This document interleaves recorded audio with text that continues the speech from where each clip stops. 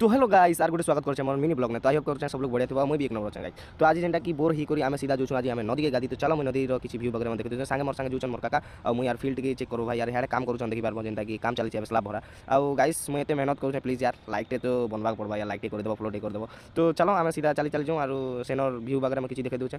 आ guys आमे चालनु रास्ता ने सीधा सीधा देखि पारबो। आ चलो नदी गले भेटमा। तो फाइनली नदी के जेंटा की आमे आसी पनु आरो किछि तलके गला पछे मुई तुमके व्यू देखे दोछे। आ गाइस इने उतरुबाटा तो भाई बहुत भीड़ पूरा देखि पारबो जेंटा की काण कहमी भाई बहुत भिड़ पूरा जेने घाटी उतरायन बागुर अच्छे आ देखि पारबो एटा किछि बोले तार पाखटा मुझे चला देखौ तो आपन मान के सिर देखामी। तो फाइनल गाइस जेंटा के देखि पारबो आमे जेंटा नदी के आसी पारना और मुई देखे दोछे तुमके नदी रो किछि व्यू वगैरह माने। तो देखे दोछे चलो गीत हिसाब